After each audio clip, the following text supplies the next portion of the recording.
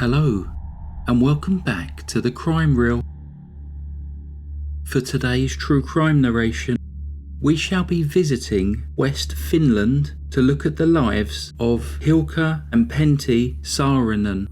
Hilkka and Pentti were a married couple who lived in the village of Krutila in Kokemäki, Finland. They lived in an old wooden house that Hilkka had grown up in and had inherited from her grandparents. The house was very basic and the couple did not have much money. Hilkka and Pentti had 5 children together. The oldest children initially had a fairly happy upbringing. However, as time went on, Pentti became increasingly dependent on alcohol and any semblance of family life disappeared. The more he drank, the more violent and unpredictable he became. People in the local village, as well as the local police, were aware of his nature, and eventually all of the children were removed from the family home and placed into foster care.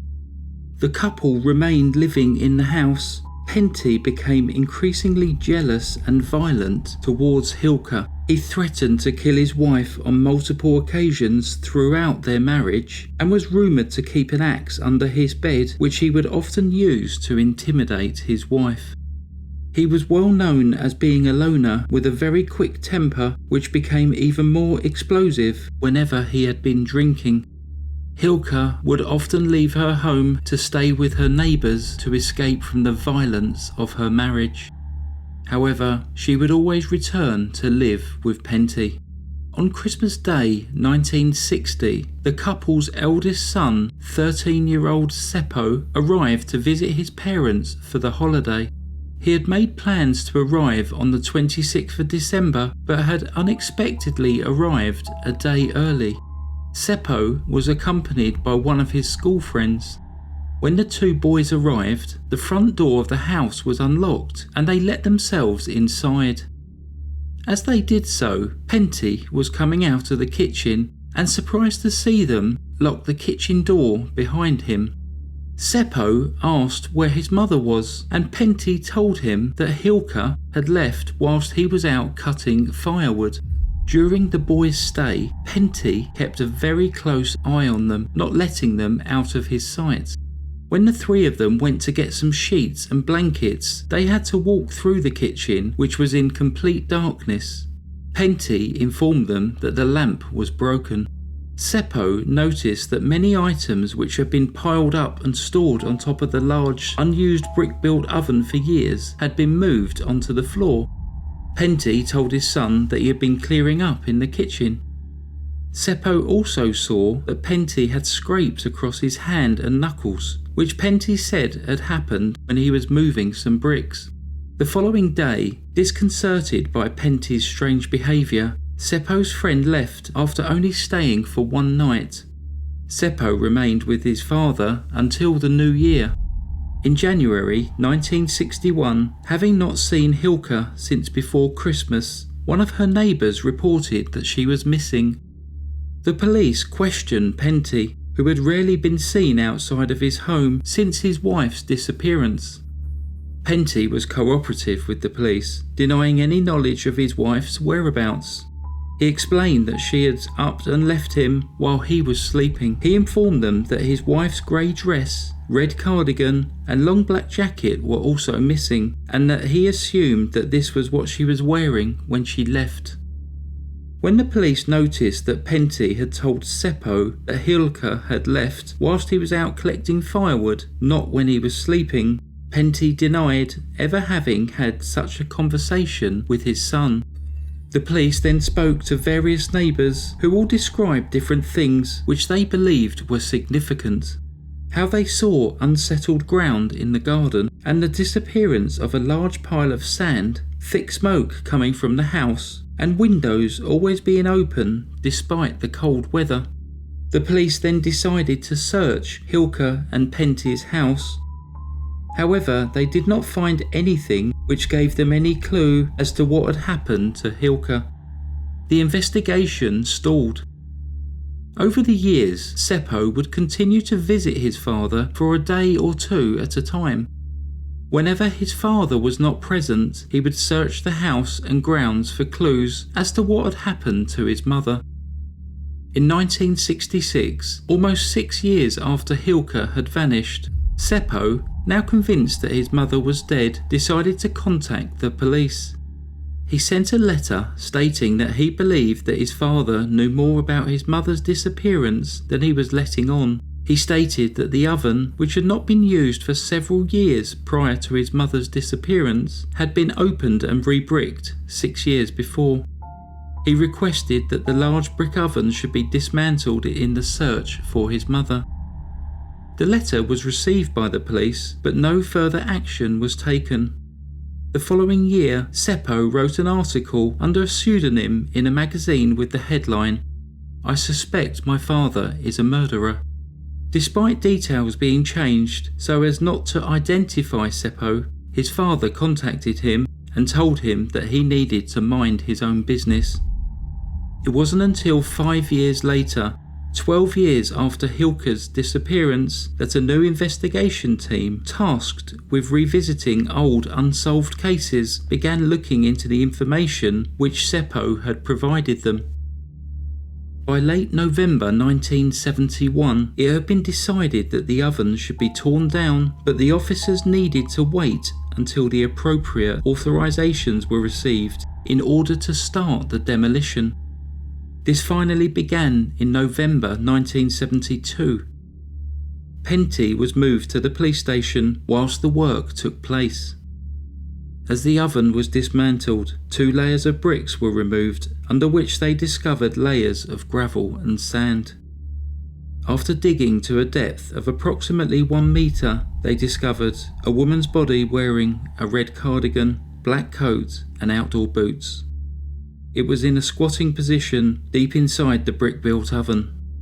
The body was transported to nearby Pori, where it was identified as being Hilkka. On 1st of December 1972, 53-year-old Pentti was arrested and charged with his wife's murder. He again denied any involvement and said that he had no idea how his wife's body had ended up in the oven. An autopsy was completed, but this failed to establish the exact cause of death. It could not be determined whether Hilkka had been alive when she had been buried in the oven. The case went to trial in January 1973. Pentti claimed that he was not guilty of the charges brought against him and stated that he did not need a defence attorney. Regardless, the court allocated him with one as they did not feel that he could adequately represent himself. Multiple witnesses were called that told the court how Hilkka would often complain about the violence and injuries that Pentti had inflicted upon her. Doctors' records showed that she had visited on multiple occasions as a result of injuries caused by Pentti's rage. Despite having previously admitted to being violent towards Hilkka, Pentti now denied this, stating that her injuries were caused by her being a poor cyclist and that she often made up stories to tell the neighbours. It was also shown in court that in the period April to December 1960, Pentti borrowed around 75 different crime fiction novels from the library, all of which were focused on violent crime and many telling the stories of wives which had been murdered by their husbands. The defence centred around the fact that no cause of death could be established and looked to blame some travellers who had allegedly broken into the house shortly before Hilkka's disappearance.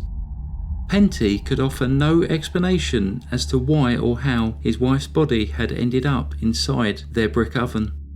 In 1973, the court found Pentti guilty of severe assault resulting in death, but decided that, whilst Pentti was responsible for Hilkka's death, he had not caused it on purpose. He was sentenced to 8 years in prison. After just 1 year of his sentence, he was freed by the Turku District Court and Supreme Court on the basis that the cause and manner of Hilkka's death was unknown. This meant that it was deemed an unlawful killing and the statute of limitations for an unlawful killing had expired. Pentti then returned to live in the house which had stood empty since his arrest. He had previously lived in the house for over 12 years whilst his wife's body was buried in the brick oven, and then continued to live there for another 13 years until his death on the 1st of August 1986 at the age of 67. During these 13 years, he never repaired the oven or cleaned up the mess which was left after it was demolished. The house was torn down in 2015. As no one has ever been convicted of Hilkka's murder, the case remains an unsolved crime to this day. That concludes today's story of Hilkka and Pentti Saarinen. Thanks very much for listening to that. Please add any comments down below.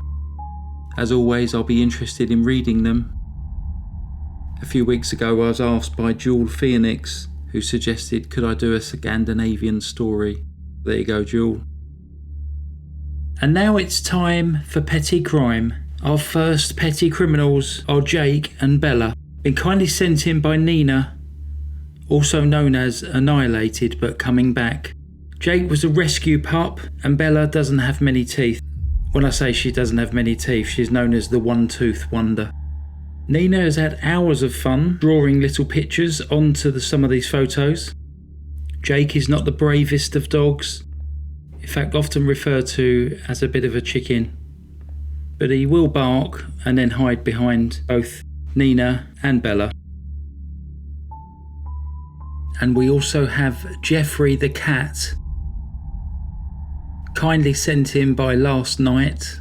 Him and his wife listen to the Crime Reel very often. I don't know Mrs. Last Night's name, but I think she might be Good Night. But the wonderful thing about Jeffrey is he likes everything that goes vroom vroom. He does like a motorcycle ride and stops off and takes selfies when he's just having a rest after a journey. Good camera work, Jeffrey. Well done. Good job. Thanks very much for listening to the Crime Reel. Stay safe. Goodbye. Psst. Okay, you know how I keep saying coincidences keep happening? Well, I've just got another one. I have a pen pot. It's got about 30 to 40 pens in it. Yeah, I know I shouldn't have that many, but hey. I'll pick one out as a random. Can you believe the one I've picked out? Here's a picture of it. It's from a friend of mine. Guess where he lives? Yeah, Finland. Oh dear, you can't make it up. Goodbye.